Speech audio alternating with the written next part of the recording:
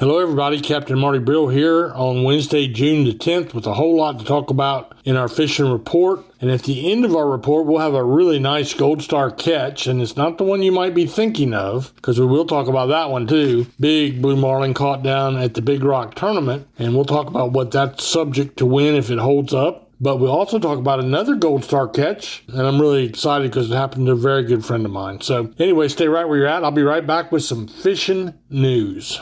Ready to ride in style? At KDH Outer Banks Chrysler Jeep Dodge Ram at milepost 5.5 on the bypass in Kill Devil Hills, we're more than just a dealership. We're the island dealer that deals. Check out jaw-dropping deals on new and pre-owned Jeep, Ram, Dodge, and Chrysler models. The island dealer that deals has the wheels you need and the deals you'll love. Check out our inventory at Outer Banks Chrysler Jeep Dodge Ram.com. KDH Outer Banks Chrysler Jeep Dodge Ram at milepost 5.5 on the bypass in Kill Devil Hills. We're the island dealer that deals. Stock up and cast out with Soundside Sporting Goods in Columbia, your one-stop fishing headquarters right off of Highway 64. From fresh mullet and fresh bait to brands like Fish Bites, Strike King, Gulp, Zoom, Mirror and Bass Lures galore, they've got the gear to keep the lines tight and the coolers full. Need new fishing line?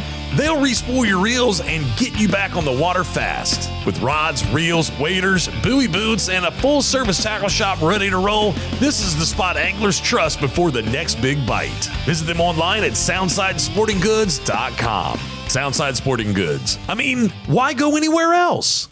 Hatteras is a busy place this week because a lot of the Big Rock tournament boats, and there are roughly 278 boats, 847 anglers, and a bunch of them fish out of Hatteras. And you can do that because if you boat a fish that needs to be weighed, you can run down the beach and go in at Morehead City, probably spend the night, weigh your fish, and then come back up and fish your way back north the next day. A lot of them do that. If you're fortunate enough to have a fish to weigh in what some of them are worth, it's a happy trip down to the headquarters. But the charter boats had really good dolphin fishing or mahi, dolphin fish. Mahi bite was great. Most everybody had a limit of those. So the dolphin bite has been good so far this late spring and into the early summer. They also had a scattered sailfish bite. There's a couple boats that caught 2, and their inshore boats focused on, number 1, big bluefish, and that's a fun fish to catch on light tackle. And then they also had a few cobia. I did not see much in the way of sheephead or drum, but they're there. I mean, it's just that they had something else to focus on today from the report that I got. So it's a great time to get on a nearshore or backcountry boat at any marina and give that a try. It's less expensive, half a day most of the time, very personal service, and I think you'd enjoy it. Oregon Inlet Fleet got out and they had a really good day on the mahi or dolphin again, but they also had good yellowfin tuna fishing. And the quality of the tunas was good. There's some nice ones. Across the board, you saw a lot of the 40 and 50 pounders, but I have more to talk about that in our Gold Star catch. I'll get back to that in a minute. A few wahoo and a few tilefish. Tilefish is the plan B, and sometimes you do it because not everybody is guaranteed a box full of tuna and dolphin, and it's a good alternative. Or maybe somebody doesn't have any need for that much tuna and dolphin, and they want to try a good cold water bottom fish, which is what the tilefish is. Really good to eat. A good price point in most of our local fish restaurants. So give that a try. Their inshore boats around Oregon Inlet have been catching a lot of Spanish mackerel and a lot of bluefish. And there's a few cobia being caught. Some of them are up to 50 or 60 pounds. And I saw 2 different catches of my favorite eating fish, which is the triggerfish. Triggerfish, really good to eat. All it does for a living is eat crabs and shrimp. A little bit hard to clean, but not very. I mean, you trace the skin out and peel it off of them. Then you fillet them. And I cut it into chunks and just saute it in garlic butter and onion, a little salt and pepper. I don't dare bread it because it's the most delicious fish you'll ever eat. That's a triggerfish. If you've never tried it, try it. You might even go to a place I had the best fish sandwich I've eaten in my life, which was Pop's Restaurant in Buxton, right there near the high school or the school. And they have a triggerfish special, blackened, fried, broiled, however you want it, grilled. Man, is that good. If you want to try triggerfish, maybe stop by Pop's and make sure you tell them Captain Marty sent you. All right, so we'll stop right there and we'll jump over to the surf fishing. And it's a lot less glorified, I guess you would say. But there was quite a few pumping them because the water cleared up a little bit. That was at ramp 49 and elsewhere. And then at ramp 55, a good bluefish bite. And that would have been pretty much true up and down the beaches. I didn't see much in the way of puppy drum, but they're still catching sea mullet. And they're still catching some black drum in the surf. We'll talk more about that in a second, too. So Jeanette's Pier, they do a great job of posting what's going on there. Bluefish and Spanish mackerel, water temperature up by 2 degrees to 67 degrees. And the hot bait for that was a gotcha plug. That's a metal lure. And this is cast and retrieve fishing, which is absolutely my favorite. So you cast them out there and you just jig them back. And you can do that all up and down the Outer Banks. Certain things love metal lures. Spanish mackerel and bluefish being right at the very top of that list. So a lot of that going on, which is great, crowd pleasing. And then we'll take a little break. I'll come back and talk to you what I have on the back country. So stay right where you're at. Hi, I'm LB Daniels, and when you want great local seafood, you go to Fresh Catch Seafood in Wanchese. How do I know it's great? My daddy is one of the fishermen that brings it to the docks. At Fresh Catch Seafood, you will get local seafood right from their fish house. They are a family-owned business that knows the name of every fisherman that comes to their docks. Visit their social media pages to see the latest catches. My daddy would love to put his tuna on your dinner plate, so get it now from Fresh Catch Seafood in Wanchese. All right, so we're seeing a few of the bigger size speckled trout. Season's closed, but caught and released back in the sound. A little more activity there. There's been a pretty good drum bite, but it can be hit and miss if you're not on your A game. But I did see where quite a few boats coming back. A Hatter's caught some black drum and some bluefish.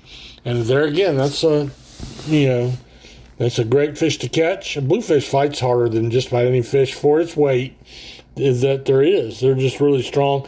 And I had some for dinner the other night, and it was delicious.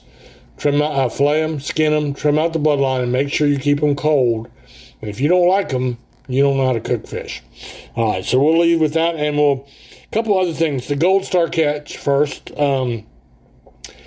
Captain William Howe on the charter boat Drifter out of the Oregon Inlet Fishing Center. I mentioned earlier that some of these tuna were big. His 3 that he caught were bigger than, I didn't even know they got that big in the Atlantic. I know that they get really big. They call them sickle fins because they have a long streamer type of fin, but he caught 3 big ones yesterday to go along with the rest of his catch. The biggest one, was it 100 pounds? Was it bigger than the biggest one I ever caught, which was 106 pounds? No, it was bigger. Was it as big as 150 pounds? Bigger. Bigger than 175 pounds? A little bit. It was a 180-pound yellowfin tuna. He had 2 others that were just almost looked like twins or triplets, I guess that would be. So good going. The Drifter, stop by and see them at the Oregon Inlet Fishing Center. Always recommend talking to the captains and mates behind the boats. William's a great guy. And then we get to what the Happy Crew last night. Hope they got some sleep. The 2 big marlin were brought in at the Big Rock tournament. And there is a lot of money at stake, and I may have underestimated how much prize money there is. But early in the day, the Marlin Fever came back to the dock with a 919.9-pound blue marlin. That's about maybe a 13-foot long fish. I don't know, but roughly 919 pounds. That's a tournament record by, I think, 5 pounds roughly. And he was in all the categories, including the Fabulous Fisherman category, where you get the biggest prize if you're the first one to bring a 500-pounder to the dock, which he did. For that alone, he got $871,250. But if that fish holds up, because the big money in the tournament is on the biggest blue marlin, and that is the biggest one ever caught in that tournament. And that tournament's been around a long time. If it holds up, he stands to win $6,201,213. How about that? And then the Hit and Run came in with a 549.2. I don't have his cash figures, but that'll be the second place marlin for now.